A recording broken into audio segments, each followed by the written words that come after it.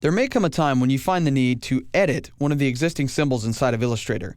Whether it's because you want to use a piece of that symbol in the artwork you're working on, or you simply need to make a change to that symbol like changing the color or the rotation. In this movie, I'm going to walk you through how to break the link between a symbol and its original piece of artwork so that you can then edit that symbol and then redefine it as its own symbol later. First thing I'm going to do is create a brand new document. I'm going to do that with Command and Control N on the keyboard, and I'll just accept the defaults by hitting OK. I'm then going to open up a symbol library by going to the library icon, and I'll go down and I'll choose Grime Vector Pack. Once I get the Grime Vector Pack open, I'm then going to take out the Grime Vector Pack 02. Once I do that, I've got an instance of that Grime Vector Pack 02 symbol out of my artboard. However, I want to make a change to this symbol. So in order to do that, I'm going to go back to the Symbols panel, and I'm going to find this small icon at the bottom and click Break Link to Symbol. Once I do that, you will see that this automatically turns into a series of paths. It's no longer just a static symbol. And also over here on the right-hand side in my Layers panel, you'll notice that I have a Grime Vector Path over here. This now acts as its own independent object, which I can then manipulate. You'll also notice I get control over the fill and stroke over here as well. So in this case, I think I want to make this sort of an orange color and then expand it out.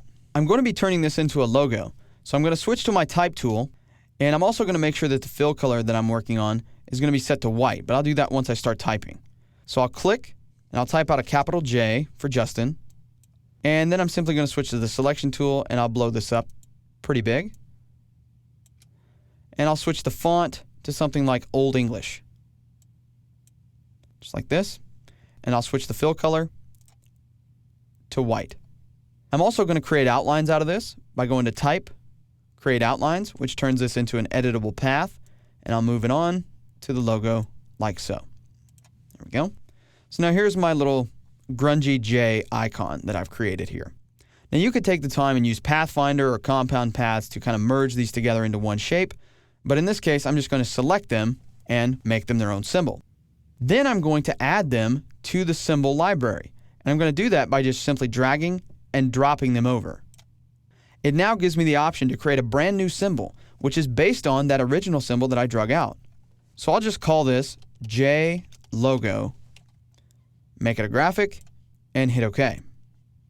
So basically what I've done is I've taken one of the original Illustrator symbols, I brought it out onto my artboard, and broke the link to that symbol. That's the way you can edit it independently of its original state. Once the link was broken, I was then able to change the color and add this little bit of text. Once my logo was completed, I just drug it over and added it back to my symbol library. If at any point in time I had wanted to override the original Vector Pack 02 Grime icon, I would have had to do something called redefining the symbol. And that's something that we'll cover in a future movie.